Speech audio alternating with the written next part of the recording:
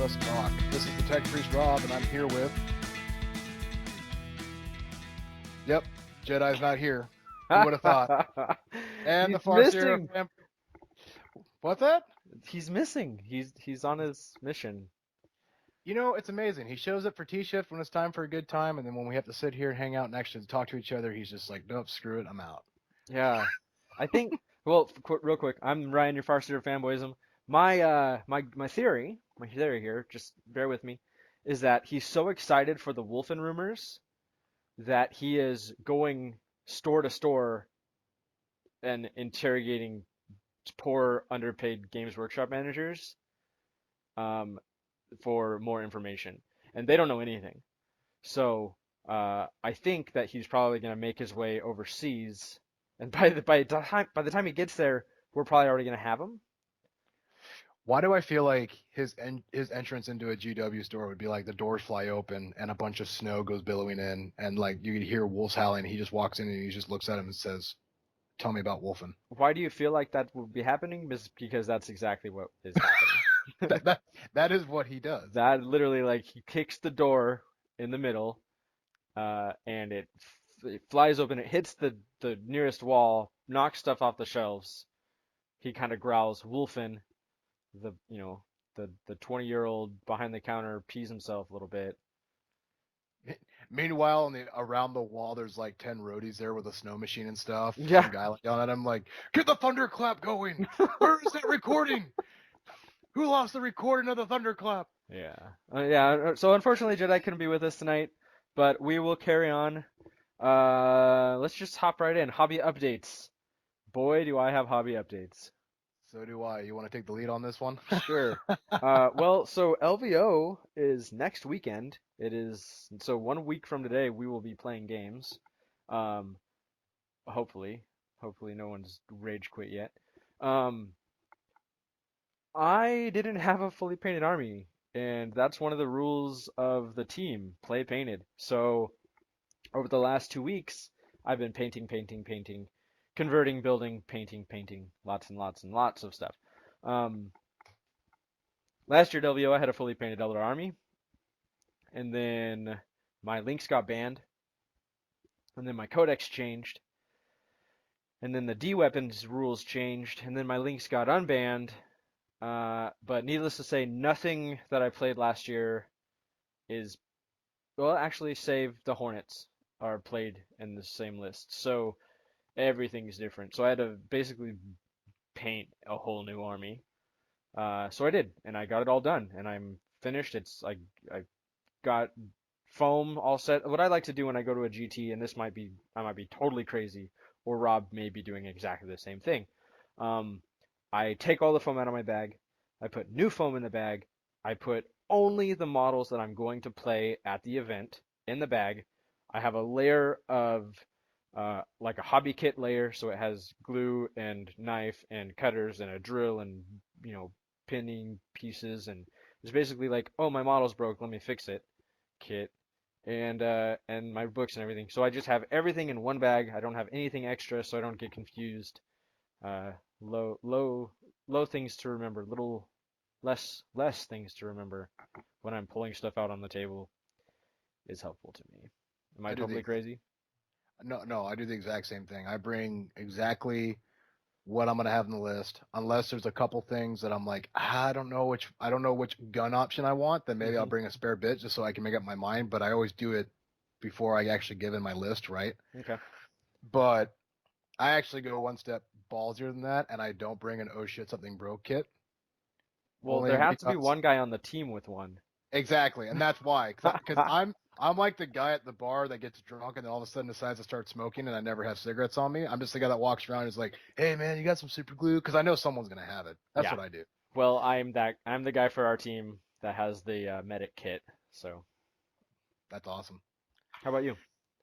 Um, well, luckily for me, I've been playing the same list pretty much all season, except I did some minor changes, which we can get into later. I think it's some shenanigans. It's gonna it'll be funny to see how people react to it with my Mechanicum. But honestly, for the last 2 weeks, I have been again, headlong into the heresy. If you watch our Facebook group, I've been updating what I can from what I finish on my Salamanders Legion, but I probably build and paint about 3 or 4 units a week for my Heresy Legion. So it's just been cranked up to the max, just getting stuff done. That's crazy. That's Yeah, a lot. That's a lot. I'm actually getting stared down now by Dio Dreadnought, and I'm telling you this right now, these things are so badass in person. They're so cool. Cool. Yeah, man. Playing any games recently? Actually, I don't think I played one game since T Shift, and I played against Chuck Arnett and his Tau Mm-hmm. with my War Convocation. And he brought his double Riptide wing with the Piranha spamming. It's annoying. Yeah. Um, it was a good game. It was definitely one where there was a couple key charges that I needed to make, and it would have been a different game all around. But I ended up losing. I forget what the total score was. It was really us just trying to practice the game out. He came to the conclusion of how he wanted to run out his Riptides, and I came to the conclusion of changing out what I was doing, which is what I'm going to have for the LVO list. It's going to be fun. Cool. But yeah, it was pretty cool. How about you, man? You play any games? I did actually. I played Chuck. Not even Really? joking. I played Chuck on Wednesday. I played 2 games technically. Chuck. I played 2 games. Um, he played the list that you were just talking about, and I played mine. The bikes and the Hornets and the new Forge World Wraith Knight with the Inferno lances and 2 War Punters and some Space Marine ally and some just a bunch of stuff. It's a pretty hard list. Um, he rolled the he gets to go first, so I decided to null deploy like a dummy and and everyone already knows what happened. I dropped an empty drop pod on the board and he intercepted it because his whole army can intercept, and Ryan didn't remember intercept because Ryan's a bad player. Um, so that game lasted about 10 seconds. Oh, okay. So yeah, you lost by a drop pod. Right, well, I had no models on the table at the end of Oh turn no, one. no. Yeah, which happens when you're bad. So we laughed about it. He told everyone in the shop. They all shamed me for a bit, and then he said, "Well, let's set up for game 2. Don't you remember that you put models in that building over there?" And I was like, "Oh, yes, I did." So I put my tac squad on the table behind this building, and we played from turn 2 on, right, basically. That's awesome. So he shot all my stuff to death with his Tau. I think it was a pretty good game. The unrelenting firepower of a million Riptides is pretty rough. Um, come Starting off the table with Tau, I learned my lesson. Never do it ever. Nope. If you can help it. The piranhas spamming the drones was really a non-issue. Um, they helped him pick off, like the unit of bikes that didn't lose all the members, so like the straggler bikes. They helped him pick those off, but honestly, like I wasn't worried about the drones. It was the Riptides. I think the game would have gone much better for me had my reserve rules not just forsaken me. Everything came on piecemeal. My warp hunters didn't even come on till turn 4. One of my Hornets came on and immediately got immobilized because of where I chose to put it, and like my rolls were just laughable in that game. Um, he's a That's much better player. His list is very solid, but I think it would have been a little bit more even had my stuff come on, or had I started a better deployment, basically. Uh, my Warp Hunters came in and immediately killed 4 Riptides, so like that's how that happens. hmm Um, but I don't know. That it was terrible deployment. I felt pretty proud about our game because at the end of the game, he only had 2 Riptides that had 2 wounds each on them. Hmm. Nice. Um, but what killed it was, well, for one, it was Vanguard deployment for us, and secondly, like where I needed to get my Rust Talkers and Sakarans, like I was trying to do, and a coup de grace and trying to get both units to charge one Riptides where they can start bouncing into cover and start rickrolling. Hmm. Only one of the units made their combat because the other one got hit with a bunch of Strength 7 Overwatch that somehow happened to hit. And it was just one of those scenarios. But it was cool. It was funny because there was one part in that game with the Piranha where it came down to I had one Rust Stalker and one Infiltrator left alive in a building, and Nice. they were within 4 inches of each Piranha squadron. So all they had to do was survive shooting, and if they were to be able to, I'd be able to kill both of the units in one shot of combat. But unfortunately, no, I got shot off, so it was just kind of like, yeah. Well, I also played. Luckily, I got it after my stuff was painted because it would have fought for my attention. On Thursday, I got a game that I had kickstarted last year called Ninja All Stars. It's a Soda Pop miniatures game. It's the same art style as Super Dungeon Explorer. I don't know if anyone's familiar with that. So it's kind of chibi animation.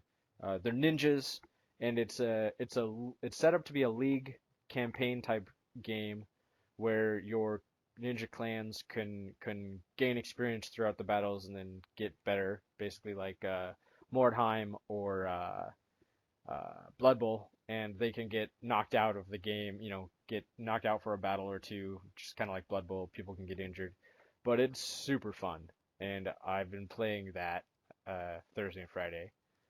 Uh, so when I come home from LVO, I'm gonna be painting little tiny chibi ninjas, and that's gonna take a lot of my focus for a bit, I think, That's awesome though. because it's super fun. I've been waiting for a long time. It was on time as far as Kickstarters are totally hit or miss. This one was on time all the way up to the point where it was shipped to the States, and then it got held in customs for a month. So it's a month delayed. But that was out of their hands. Like customs is whatever. But Yeah, that's usually a broker issue hmm with that. ah, what is next? What are we doing? What are you doing to prepare for Las Vegas Open? I leave on Wednesday. I don't know. You're flying. Yeah, I'm flying. So as we're recording this, I've got about 10 hours, and then I go on a flight to Houston, Texas for work, and I'll be gone for 4 days. And then I fly back home the night of Wednesday. I'm home for 8 hours, and then I get on another flight down to Vegas. She'll be Um, there on Thursday. yeah, I'll be there Thursday early afternoon, Cool. probably well intoxicated, and I'm sure I'm going to hit a few slot machines on the way out of the airport. Cool. Um, Yeah, for prepping for LVO, I mean everything else is pretty much good to go. I'm having Mason over with Hobbyhawk Studios convert a couple of Iron Striders over to Dragoons for me. This was part of the little trick I was talking about. Um, so the Warcon list, I took out everybody knows what the meta list or net list of the Warcon is, but I've taken out the Calexis Assassin and replaced him with a Inquisitor with Servo Skulls, a Xenos Inquisitor, and then I've changed my Iron Strider to a Dragoon and added 3 to the unit, so I have 4 of those Dragoons with the shock prods. Nice. And the plan is I have my Knight as a Knight Warden now, not the Crusader with the battle cannon. It has Reaper Chainsword, Okay. and I put the 4 Dragoons in front of him, all turned sideways. So no matter which way you're looking at him from the front, he's 25% covered. So the first 2 turns that I stealth and shrouded, I have a 2-up cover save on my Knight. And then everybody, Oh, yeah, geez. and so they run up like a formation to the center of the board. And then by turn 3, I don't have stealth and shrouded, but now I'm in your deployment zone. And Hmm. so it's gonna, I'm theorizing that it's gonna go one of 2 ways. Either A, people won't be entirely expecting it, and we'll try to dump a lot of shots into it, or like Tau players will put a lot of marker lights on it, try to get rid of the cover, which is totally fine because then that gives a chance for my infiltrators and my rust stalkers to go up on the flanks and still get into combat. Hmm. Or B, it'll be the opposite. They'll try to ignore them and go for the rest pieces of my army, but everyone will forget how fast those units actually are. So Cool. we'll see. We'll see how it works. That's awesome. I like units that are like, if you shoot me, okay. If you don't shoot me, okay. I like things that can go, be decent either way. That's useful. Yeah. I got that inspiration from playing against Ben Cromwell actually in T-Shift. He had something kind of similar. He wasn't quite running them like that Phalanx, but he did make a good point that a lot of the Canonicals do lean more towards close combat. And with how fast that army can be, it's a really good idea to have more than 2 close combat threats because it overloads your opponent on target priority and gives you a chance to make them react instead of you react. So we'll see Nice. how it works. But that's all I'm really doing for LVO. What about you, man? What are you getting prepped up for? You training your liver or I did. Yeah, I'm doing that. No, not really. I'm such a lightweight. It's terrible. You're gonna have fun. I did what everyone should do that's driving. I went on a snack run today. I learned earlier this week that there was a local beef jerky outlet store. Mhm. Yeah, just let it sink Yeah. in. A whole store for beef jerky, which is it's a road trip must. You have to have beef jerky if you're driving in the car. So I went there and got some beef jerky. Went went to Walmart and got some Cheez-Its. I don't know, man. I Dude, other than that, I my army is all set. I'm very happy with finished painting. They're not amazing, but they're tabletop. And I got everything built and converted. I converted that Wraith Knight, so I was pretty stoked with that conversion. And yeah, I'm ready. I gotta read all my rules. I think that that's the thing that I need to do in the car is reread everything because my games, if I forget special rules like my white scars have hit and run and such like that, that's bad. yeah. I typically with my rules, since I don't have an option to play as frequently as everybody else does, I usually always have my codexes or digital versions near me, and then I'll sit there and play around on paint with directional lines. You see what I'm Hmm. saying? So I can plan out deployments Hmm. and stuff and try to compare them with how my rules can make effect and all that kind of. That's really the only option I got. It's kind of like making plays for a football team, you know? I can't imagine your list is 25 pages. I can't imagine the craziness that is the special rules of the AdMech army. Yeah, and it's very unforgiving. If you forget one special rule or you forget an ability you can do, you will pay for it later. Mine are fly jet bikes fast, shoot lots of strength six. Like that's my rule. I was gonna say, man, you forgot one key ingredient about your road trip. You have to get Huh. Eastbound and Down by Jerry Reed and Danger Zone by Kenny Loggins downloaded on your phone for your drive. Oh, I should just hijack his stereo. They're, Because it's me and Vince and Chuck and Pickle. We're driving down in a van, and we're in a big van, and we're carrying a bunch of armies with us. So it's just gonna be a bunch of dudes and a bunch of plastic driving down to Vegas. It's gonna be weird. I hope we get pulled over. What you got in the car? Just a bunch of toys. Just a lot of plastic army men. just tell them that you're representatives from Toys for Tots and you'll be good. That's excellent. That's stellar, man. Yeah. All right. Well, we up next we have a special interview from a tournament organizer named Troy. Troy Uh, Graber. he, Troy Graber. He is running the Flying Monkey GT over in Kansas, and right, it's in Kansas. Yeah. Yeah, Well, Wichita, Kansas. Wichita, Yeah. At, and at the Century 2 we're gonna Convention Center. we are going to talk to that guy and learn a little bit about what he is up to. So prepare your ear holes for what's about to happen. They will be moist and wanting. Enjoy. Hello, my name is Morgan Freeman. When I'm not making amazing movies, I listen to the Wolfkin podcast, the best 40k podcast in the world ever. Alright, guys, I said it. Now, about my money. All right, everybody, we are here with Troy Graber, hard A, not grabber. He is from, where are you from, Troy? Originally from Heston, Kansas. I live in Wichita, Kansas. Play in the Excellent. Wichita 40K community. Wichita 40K community. So What? is it frozen there? What's the deal?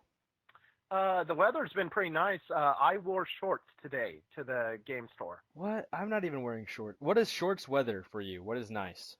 Well, I think it was mid 50s. Oh, okay, that is nice. Yeah, Weird. that is good.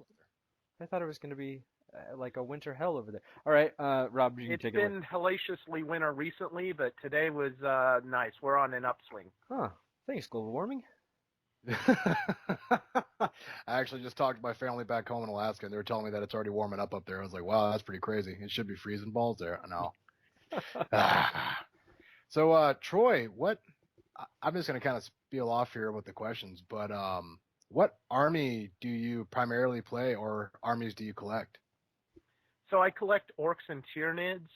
Traditionally, I've been playing Tyranids competitively, and as I've been building my collection of orcs, and now I've been switching over to playing orcs competitively more often.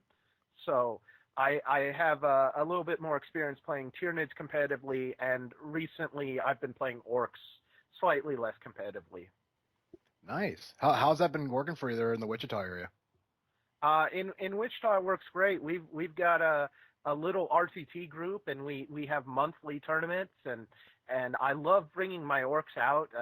Orcs are a good army that you can have a good time whether you win or lose, and I don't have to worry so much about min-maxing or facing min-maxed armies.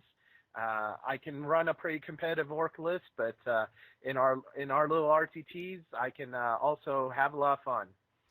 How big is your wah? Do you How big is scream? my wah?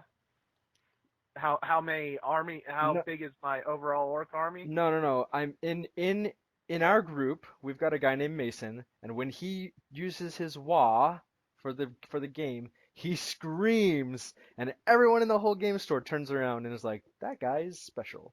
Do you do anything Well, crazy like that?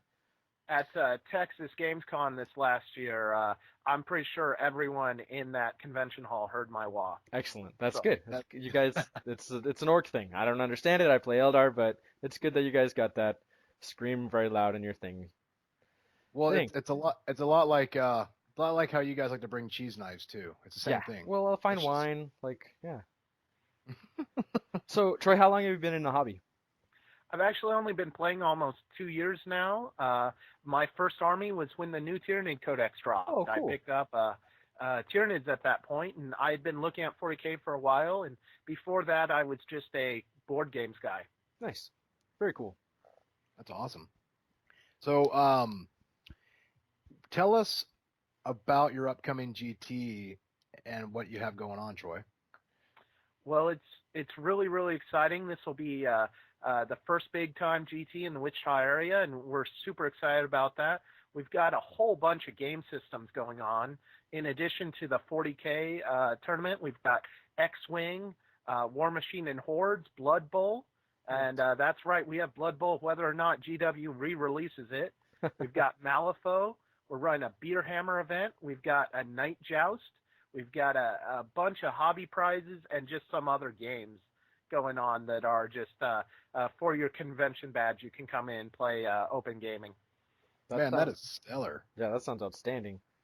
So, how many players are you expecting? It's a little bit hard to tell. I would expect that we have about 50 40K players, and over 100 overall, pretty easy, I think.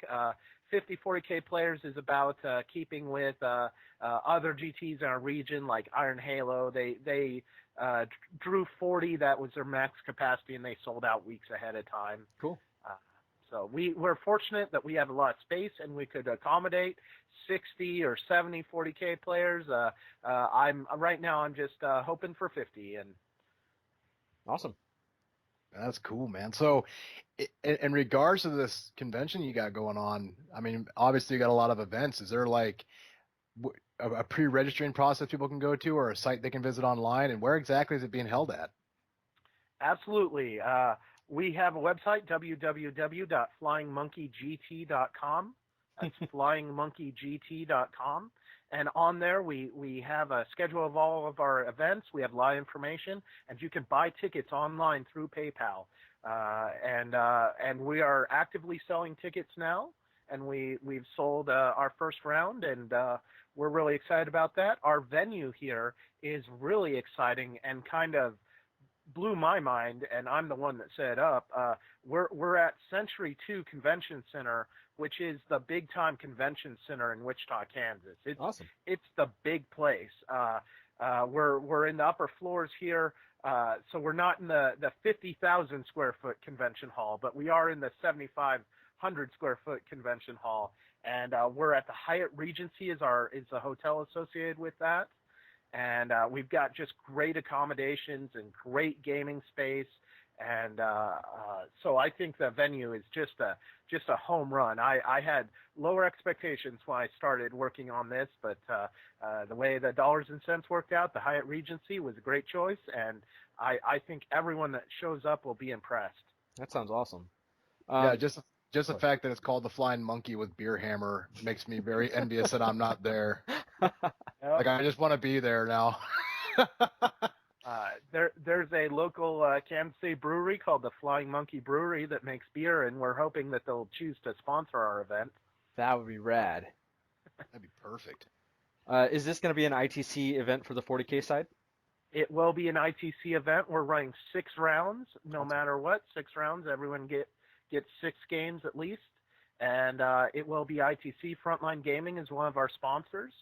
1850 points using the standard ITC Army Comp, the standard list building rules, the standard missions, the standard FAQ. Awesome. Whatever the current rules for all of those things is, at the time of our event in April 15th, we'll use those rules. Cool. You mentioned sponsors. You want to tell us a little bit about those guys? Yeah, we've been really fortunate with our list of sponsors. Once again, it's exceeded my expectations for what I was really expecting. We've got 3 local game stores that have come up big for us. That's Hero Complex, Wizards Asylum, and Hobbytown USA. And they're local game stores to Wichita, so of course they're our primary sponsors.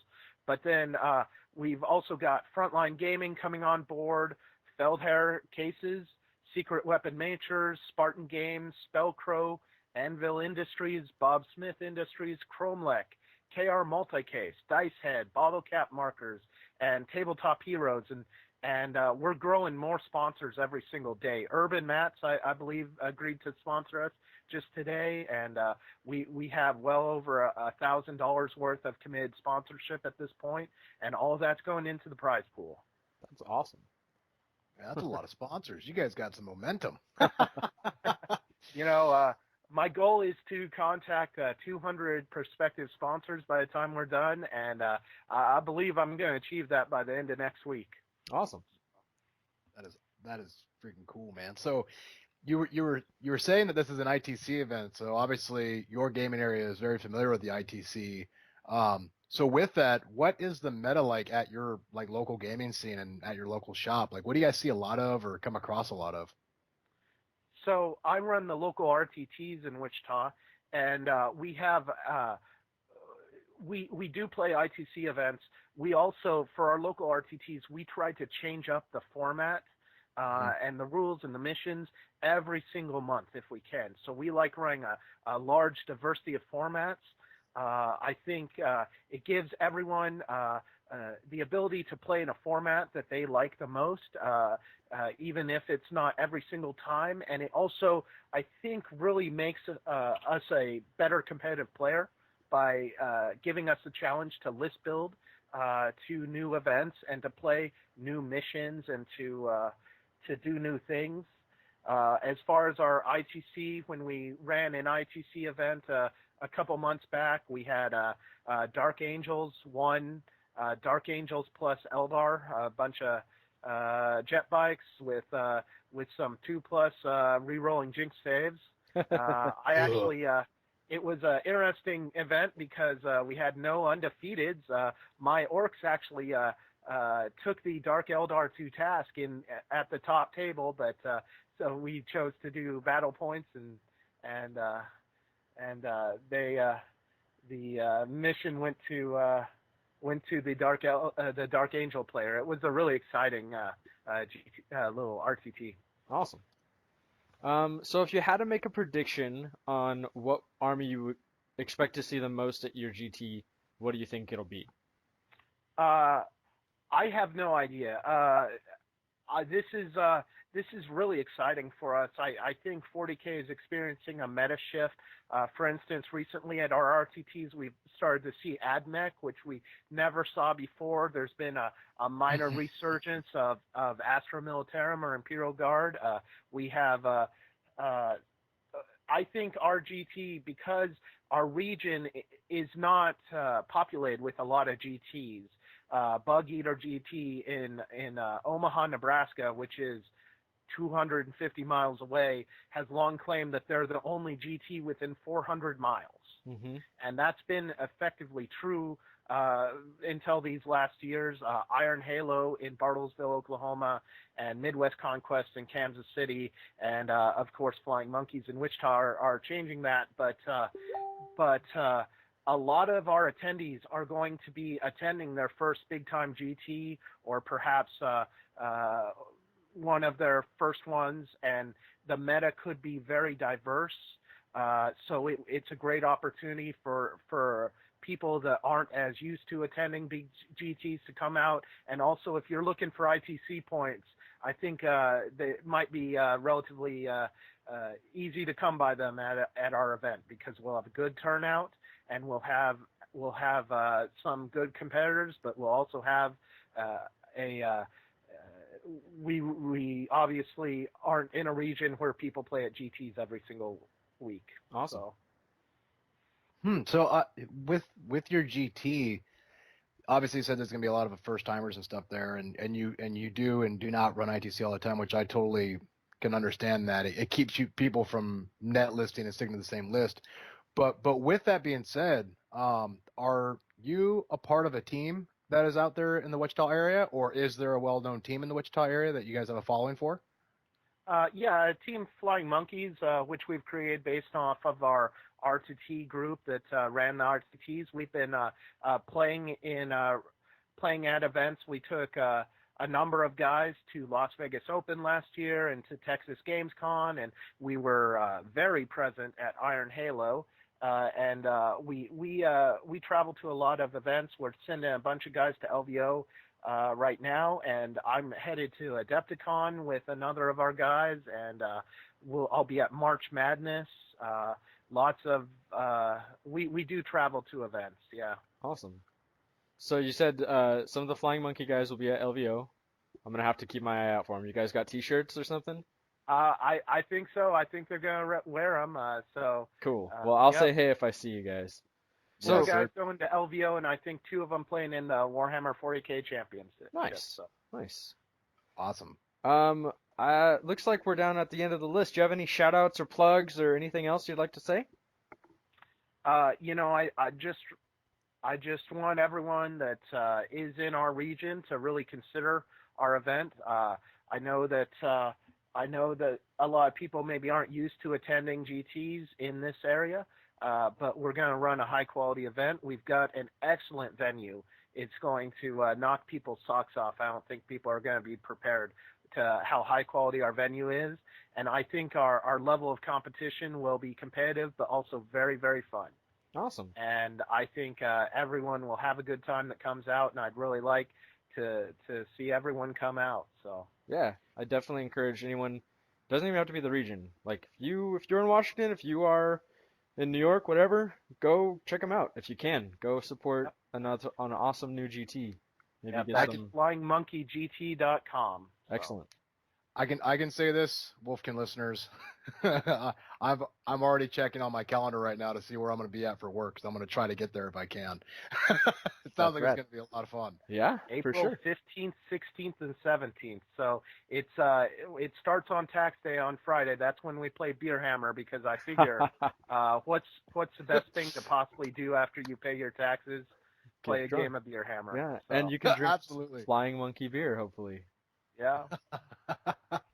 Well, awesome. That's flyingmonkeygt.com. I'll have links in the show notes, and wish you luck, man. Thanks for coming on. Thank you very much. Awesome.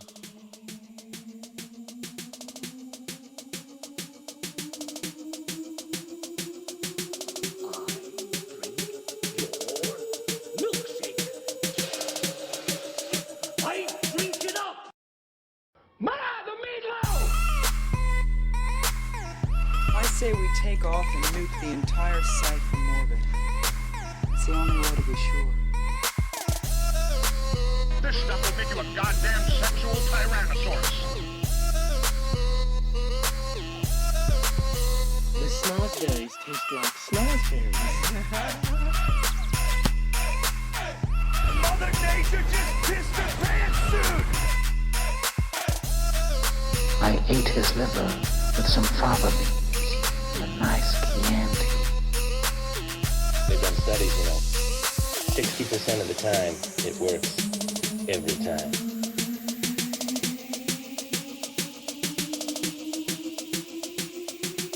And we are back. That was an awesome interview. Time travelers. It appears that we didn't do anything, but we did. Troy, thank you very much for coming on. That was fun. Hopefully we'll have you back before April 15th to talk about progress and what's, if anything new is going on. And I'm telling you, man, I am scouring my calendar. I'm going to try to make it there. I'm intending to. That's awesome. That's really cool. You basically, if you tell Rob there's Beer Hammer, he'll travel to the far ends of the earth to drink. Don't tell a Lush that there's a bar. He'll be there. Yeah. All right. Well, we posted up if anyone had any questions on the old Wolfkin Facebook page, and we got a few. Brady, local team member, asks, "What do you expect the meta to look like at LVO?" Ooh. Void shield generators. Basically, based on the T-shift and just general conversations with other players and the way that most of the Mugu Legion armies look now, I think there will be an overwhelming majority of armies that are using and or abusing the Void Shield generator. I'm not using it. Rob? Nope. You're not using I'm not using it. I'm actually counting on people to use it, really. I'm good at killing it in one turn, so it's only 100 points. But if your whole plan is to hide in there, I just take that from you. Yeah, I really count on people to castle up inside of a void shield. That gives me my prime. I love it when they castle because I have 2 warp hunters, and that's a lot of D-weapon blast templates. I hate those things. I think another one too that you're going to be seeing is renegades. I think you're going to be seeing some renegades. I think you're going to see a lot of battle company just because everybody has marines. I think there will be a lot of the Gladiator Strike Force. I think there's going to be a good amount of Tau. I think there's going to be a good amount of Eldar, and I think those are going to be the top 3 most abused. I also think you're going to see a lot of Decurion Necrons. That's what I think. Yeah, that's true. Necrons are off my radar because poor Baxter has left. Right, us. but there's a lot of I've been watching other GTs and RTTs and stuff that have been going on over in the East Coast and down south, and you're still seeing Necrons. I think we're going to see a bigger Necron influence than what we're used to. Yeah, that's true. Yeah, I got stomped last year by Necrons. My first game. It was rough. All right. Alex asks, "How many Wolfen?" I like Eric's answer. All of the Wolfen. Yeah. Basically, that's my answer. I like Space Wolves. Obviously, Wolfkin is it's because of that. Jedi, would he be here? If he were here, would probably be like a high-pitched squeal. It would require me to edit a lot of the audio because it would be very hard to listen to. But we are excited about the Wolfen. The rules look interesting. I really hope that they're good. We're kind of seeing them. We're seeing parts of them. We're not seeing, zoomed out if there's formations or whatnot. Ultimately, what we've seen, I'm not super impressed with. I don't know. Close combat model, exclusively close combat units in a game that is very, very rewarding to shooting players.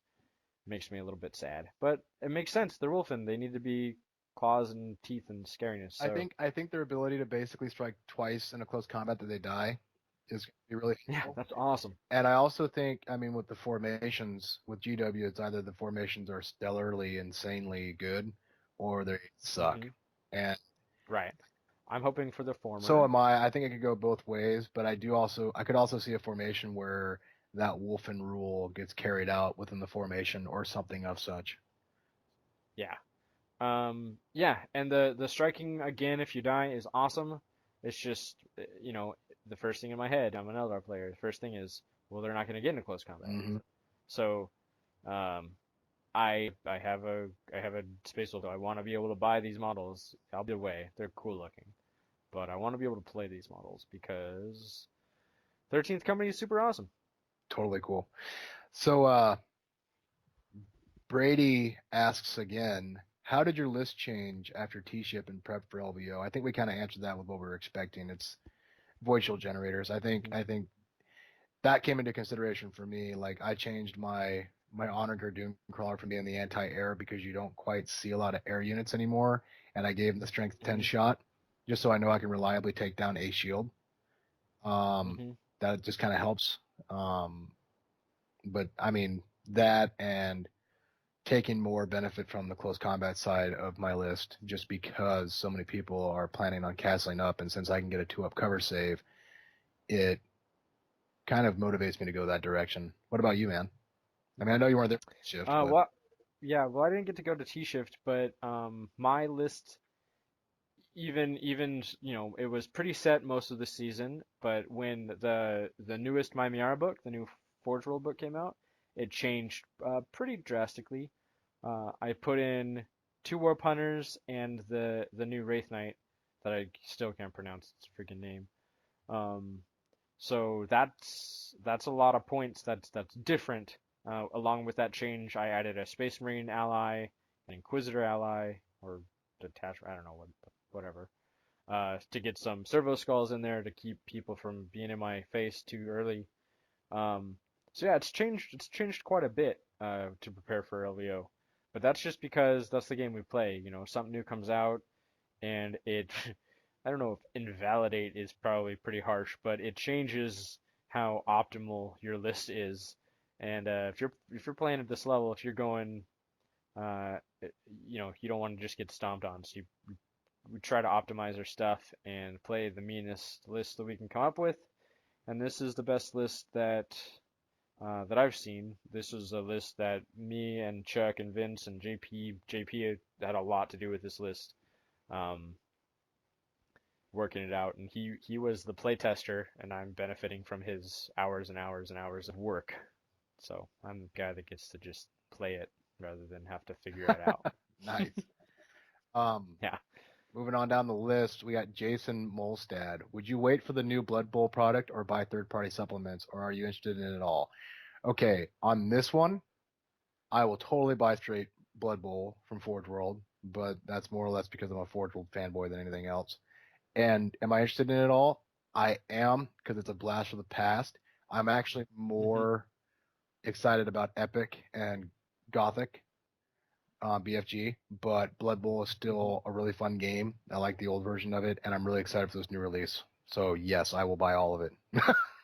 Yeah, I'm the game. I haven't played the old version, but it's interesting. I like the League style games. Like I'm super excited about that style of game. My opinion on third-party products is always support the guys who are making the game, or the game will not be made anymore. Always. So if waiting will provide more revenue for, I mean, this is silly. Like we're paying a lot of money for these models. But the bottom line is if we don't buy Blood Bowl from the people who are making Blood Bowl, then Blood Bowl won't happen anymore. It's the same reason I don't support China Cast third party freaking Forge World stuff, because ultimately if everyone just buys one kit and casts it, they won't make them anymore, or the prices will continue to rise, and then no one will buy them, and it's just this vicious cycle. So yeah, always buy from the company In the cases that there isn't a model, then yeah, go for it. Make something yourself or buy something third party, but definitely support the company that makes the game. I think on that, a lot of people would be like, well, it's still expensive, but I will make my plug because I've made it many times. When you look at this hobby and you take out the fact that you're buying models or you're buying paint and you look at it as what it is, a hobby, it doesn't matter if you build computers for fun or build cars for fun or build models for fun or you snowboard or you play hockey or whatever it may be. Whenever you have a luxury pastime, it's going to cost a lot of money. Yeah, and as far as those things go, this is cheaper than pretty much all of those. Yes. Yeah. All, dude. I can say this from Houston having a dirt track car. Buy a transmission. That's a couple Sure. of Ford Gold armies. So There you go. We got a lot of stuff about Wolfen, blah blah blah, Wolfen. Evan asks, have we prepared our punchlines for the leg sweeping? Cobra Kai. And then Eric replied to that, says, no mercy in this dojo. One of the things on the back of our team t-shirts says sweep the leg. So yeah, we're definitely going down there, ready to win some games. Rob, do you have any punchlines? No, because I thought that actually meant to literally sweep someone's leg, so I was just preparing my sidekick. Really, I figured if you go for the knee, they'll drop that leg pretty quickly. I thought that was okay. That's totally different than what I No. thought. Yeah, it's different. We can't assault other. I'm sorry. We'll talk after. I'm the too show. literal. I'm sorry. It's all right, dude. I guess with that being said, the first thing that comes to my head is just screaming surprise very enthusiastically. At the end of the Just, game. surprise! Wait, Oh my wait gosh. emphatically. I really want to see this happen now. Can you do that at the end of a Yeah. game? Just yell surprise at Yeah. somebody? No, I'll do that in LVO. I'll just start. Dude, I'm telling you, especially with that Barbie in there, yeah, that's gonna be not hard at all. Yeah, that was cool last year. I lost my first game, so I got paired. And if you lose your first game, you're pretty much sure you're gonna be paired against someone who also lost their first game. So I set up, we kind of shake hands and introduce each other. And the guy was like, "So you lose your first game?" I'm like, "Yeah." He's like, "Me too. Now that we're not in the running for top 8, you want to get a drink?" I was like, "Deal." That's awesome. So we went and got a drink, and then we went and set up. It was real fun. That's awesome, man. So yeah, it was. Well, that about wraps it up. Anything else to talk about before we head our separate ways and you fly to different lands? I'm just excited for LVO. It's my first time going, and I'm pretty sure I will be hurting by the end of it. For those of you who listened to our T-Shift episode, you already know what's going to happen to me. Mhm. But no, man, it's just LVO. That's the top of my mind. LVO. Awesome. This is gonna be fun. We're gonna see a lot of people. Gonna So if you are down there and see a couple of weirdos running around, it's probably us. Say hey. If you see guys in Mugu t-shirts or you see a dude with a very long beard, say hello. We like to talk to you. We're gonna be bringing our gear to record. Our gear meaning a tiny recorder because we're awesome. To record some interviews. So if you want to hop in on the show for the LVO show, shoot us a message. We could arrange a meetup or just find us there. We're gonna be all over. And for those that would be interested in doing an interview, if you also see a bald guy emphatically yelling surprise at people, Yeah, that's probably that's Rob. probably me. If you want to come do an interview, please let me know. I'll buy you a shot. I think that's going to be something I'm going to start doing. Absolutely. Yeah. Well, I might want to do an interview with you. or 7 or 8. Yeah. All right, guys. Thanks for tuning in on another awesome episode. Don't forget, go to flyingmonkeysgt.com and check out that awesome GT coming up if you're or can make it down to Wichita. Down, over. I'm bad with Flying geography. Monkey GT over in Wichita, Kansas at the Century 2 Convention Center being run by Troy Graber with a strong A. Really cool guy. Sounds like a really great event. I'm going to try to get there. Awesome. Well, thanks, guys. We'll see you next week. Next time. It'll be after LVO. Yeah. Bye. See you guys.